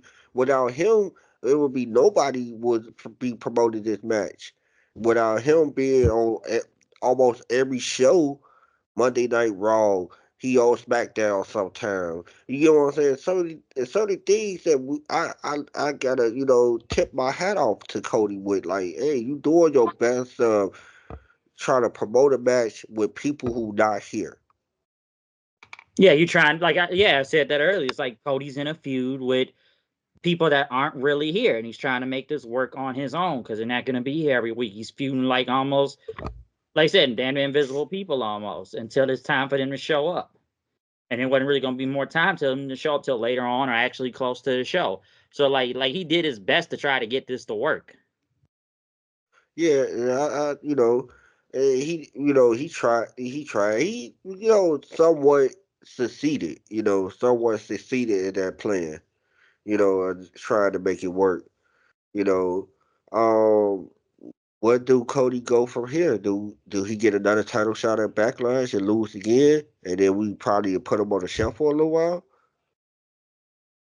Um, maybe, or maybe he doesn't show up for a while. Maybe we don't see him on Raw tonight. I'm not honestly sure where this really goes on next. Like I said, I'm sure, like I said, Cena's gonna have to show up and talk. But then, like I said before, if The Rock really even shows up, it's like, well, damn, dude, why didn't you just show up at Mania again? It's gonna be like, what was the point to some extent? So I don't know if Cody will pop up again, or maybe he disappears off TV for like a few months or something. But I don't know. I don't know. I just thought this was like I said, it was just underwhelming and stuff. Like what do you? I was gonna say, let's say we're getting close to the end of this. Like, what do you think of all this as a whole, though? Just looking at both nights as a combined show with WrestleMania, just like from the booking of how it got into, just the build and where we got to now. Because like I said with night two, I think it started off really hot and it was good, and then it just got mid after Logan Paul and AJ and whatnot. And I know we talked about night one wasn't all that, but at least the main event really was the best thing on that show. But how would you like combine, I guess, both of them? And did you even really think WrestleMania was all that in general? Um, it was okay. I don't lie. I enjoyed both nights for what it was, And I just think it would this WrestleMania knock my socks off? No, it didn't. But at the same time, I would put it there as one of the bad WrestleManias. I've seen a lot of WrestleManias, and it's been a lot of bad ones, and I wouldn't particularly put these two nights in that category. I would put it in the category of mid. Like, I don't think anybody will be going back to this WrestleMania and having fond memories of this WrestleMania. You know what I'm saying? It goes in the mid category. It was okay. You know, it did its job. Yeah, me, I'm leading like, as a combined whole, even though I think the build was really horrible going into WrestleMania, the show itself, looking at both nights, damn, I want to say 6, 6.5 out of 10. I feel like I'm leaning towards that.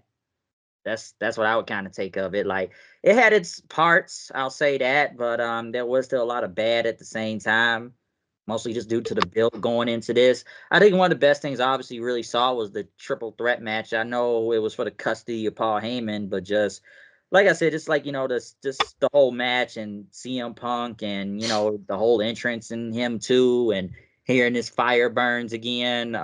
Just it's a lot. Because I just felt like, all right, if night one's not going to do all that good, which we've seen before, obviously night two is going to be the better part of it. But it's like they had a good thing going, and then it just it went down after that. It went down. Yeah, it did. And night two took a huge blunder.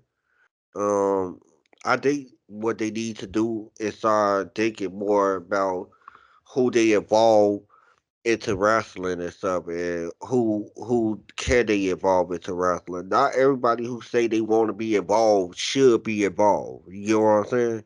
You know, that just because he was a huge fan and just because he got a huge following, don't mean he got to be involved in wrestling. That's all I gotta say. That go for anybody. I ain't just talking about Travis Scott. That just go for anybody who we got next now? We got Cardi B over here said she gonna host the SummerSlam for the past 3 years now. Am I right?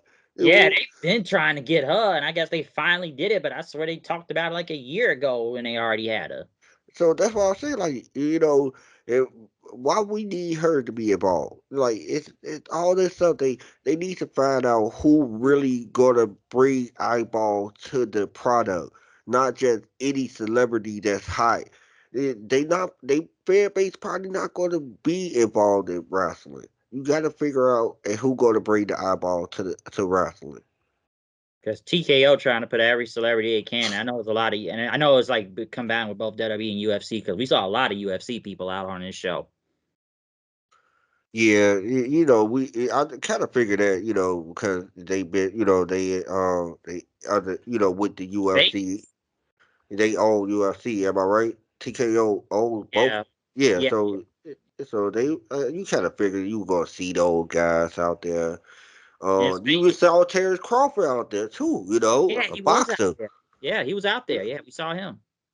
So yeah, I just feel like they need to realize who they need to bring in. So man, yeah, we probably love Travis Scott music. I got a lot of his music on my phone. I'm a fan of Travis Scott, but I don't need to see him on my wrestling though. Yeah, I just don't. And he don't make the product better because I saw him. No. I said this, and I'm gonna end it a little bit, like kind of around here, but I said this about Travis Scott when I was at the Elimination Chamber. I felt like if it almost like if one of us was out there and we won a contest to be in the ring with The Rock and John Cena, like that's what I felt like it Loki was again right here, because I was like, he really shouldn't have been out there with John Cena at the end of this show. And the fact that he was just out there and it was just him, not The Rock, just him. I'm like, this is what we went. This is what we really end in WrestleMania on, huh?